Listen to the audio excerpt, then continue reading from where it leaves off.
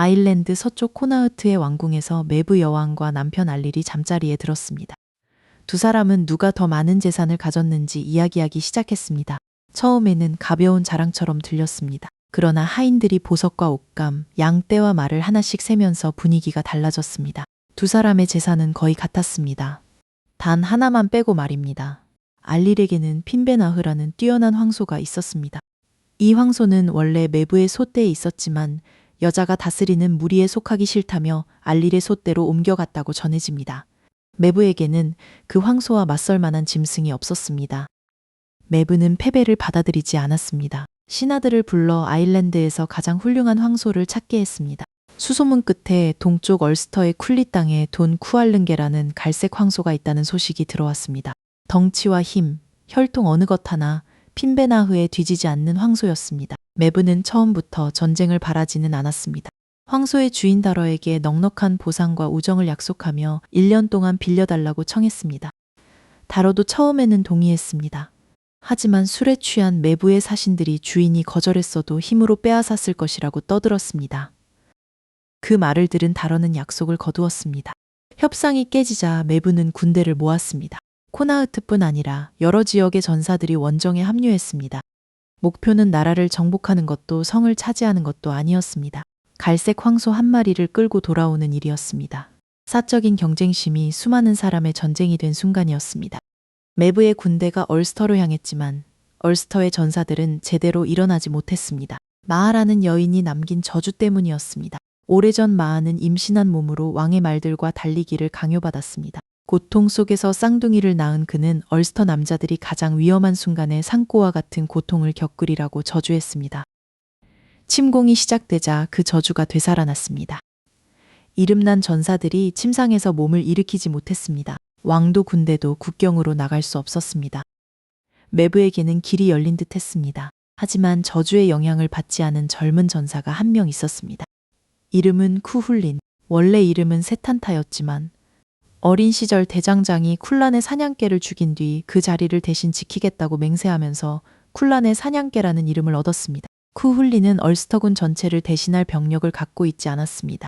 곁에 선 군사도 성벽도 없었습니다. 그에게 있는 것은 전차와 창, 뛰어난 몸놀림, 그리고 얼스터로 들어오는 길목을 잘 안다는 이점뿐이었습니다. 정면으로 군대에 뛰어들면 아무리 강해도 오래 버틸 수 없었습니다. 쿠훌린은 싸움의 규칙을 바꾸기로 했습니다. 군대가 반드시 건너야 하는 나루터를 골라 그곳에 경고를 남겼습니다. 자신이 정한 조건을 풀지 못하면 더 나아갈 수 없다는 뜻이었습니다. 메브의 군대는 처음에 이 경고를 어린 전사의 허세로 여겼습니다. 수천 명이 한꺼번에 밀고 들어가면 끝날 일처럼 보였습니다.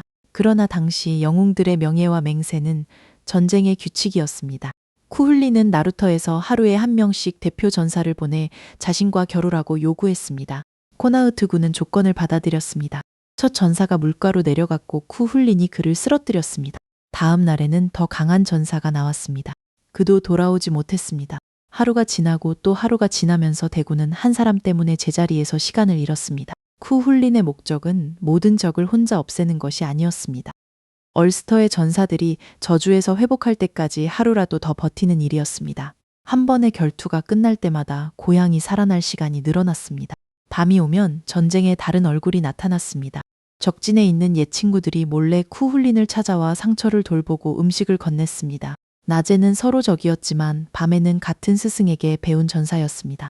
어느 쪽에 서 있는지가 우정과 의리를 갈라놓았습니다. 메브는 점점 초조해졌습니다. 황소를 데려오기는커녕 이름도 어린 수비수 하나를 넘지 못했습니다. 더 강한 전사에게 보상과 명예를 약속했고 거절하면 수치와 위협을 안겼습니다. 그래도 쿠훌린을 잘 아는 사람들은 선뜻 나서지 못했습니다. 그의 힘보다도 친구를 상대로 싸워야 한다는 사실을 두려워했습니다. 마침내 메브가 지목한 사람은 페르디아였습니다. 페르디아와 쿠훌린은 먼 타인이 아니었습니다. 두 사람은 전사 스카하크에게 함께 무술을 배웠고 같은 숙소에서 자며 같은 훈련을 견딘 친구였습니다. 서로의 기술과 습관을 누구보다 잘 알았습니다. 페르디아는 처음에 싸움을 거부했습니다. 쿠훌린이 어떤 사람인지 알았고 자신이 이겨도 친구를 잃으며 저도 목숨을 잃는 싸움이었기 때문입니다. 메브는 선물과 혼인을 약속했습니다. 그래도 뜻을 바꾸지 않자 겁쟁이라는 수치까지 들먹였습니다. 명예를 잃는 일이 죽음보다 두렵던 전사의 세계에서 그 말은 무거웠습니다. 페르디아는 마침내 나루토로 향했습니다. 강 건너에 선 쿠훌리는 다가오는 장비와 걸음걸이만 보고도 친구를 알아봤습니다. 두 사람은 반가워할 수 없었습니다. 쿠훌리는 돌아가라고 설득했고 페르디아는 이미 물러설 길이 없다고 답했습니다. 과거를 함께 말할수록 지금의 결투는 더 잔인해졌습니다. 서로 모르는 적이라면 망설임 없이 창을 던졌을 테지만 두 사람은 상대가 다음에 어떤 기술을 쓸지 알고 있었습니다. 결투 첫날에는 가벼운 무기로 겨뤘습니다. 누구도 결정적인 우위를 잡지 못했습니다. 해가 지자 싸움을 멈추고 서로에게 치료약과 음식을 나누었다고 전합니다. 낮에 낸 상처를 밤에 돌보는 이상한 시간이었습니다. 둘째 날에는 더 무거운 창과 방패를 들었습니다. 방패 가장자리가 부서지고 창끝이 갑옷을 파고들었습니다. 두 사람은 전날보다 거칠게 싸웠지만 해가 질 때까지 승부를 내지 못했습니다. 밤이 되자 이번에도 각자의 진영으로 돌아갔습니다. 마음은 이미 첫날과 달랐습니다. 셋째 날, 페르디아는 단단한 방어구로 몸을 감쌌습니다. 쿠훌린의 평범한 무기는 쉽게 뚫지 못했습니다. 쿠훌린도 지쳐갔습니다. 여기서 쓰러지면 매부의 군대가 얼스터 안으로 밀려들고 그동안 벌어둔 시간도 사라질 터였습니다. 쿠훌린에게는 스승에게 배운 비장의 무기계 불그가 있었습니다.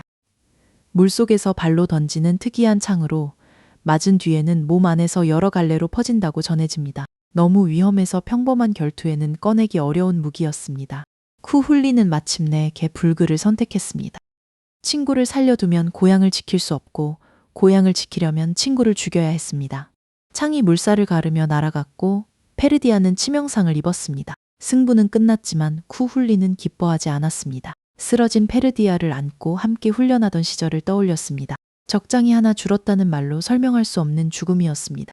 쿠훌리는 자신이 지켜야 할 땅 때문에 가장 가까운 친구를 자기 손으로 잃었습니다. 페르디아와 싸운 나루토는 이후 그의 이름으로 불렸다고 전합니다. 사람들은 승자의 이름보다 그곳에서 죽은 친구의 이름을 물가에 남겼습니다. 쿠훌린이 시간을 버는 동안 얼스터의 전사들은 서서히 저주에서 깨어났습니다. 마침내 왕과 군대가 전장으로 나왔고 코나흐트군과 큰 싸움을 벌였습니다. 홀로 버티던 쿠훌린에게도 고향의 군대가 도착했습니다. 매부의 원정은 무너졌습니다. 그런데 그 혼란 속에서도 돈 쿠알른게는 코나흐트로 끌려갔습니다.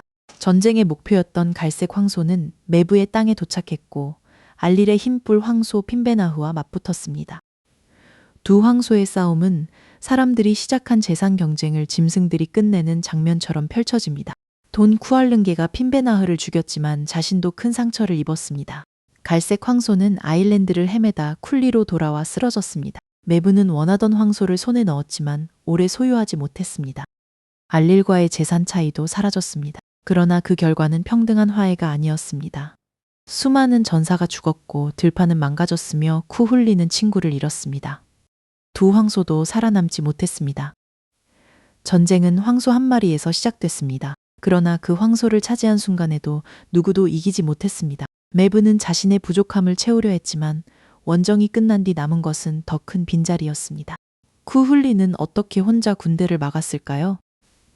힘만으로 막은 것이 아닙니다. 나루터라는 좁은 길목을 골랐고 전사들이 거부하기 어려운 1대1 결투의 규칙을 세웠으며 매일 한 사람씩 상대의 시간을 샀습니다.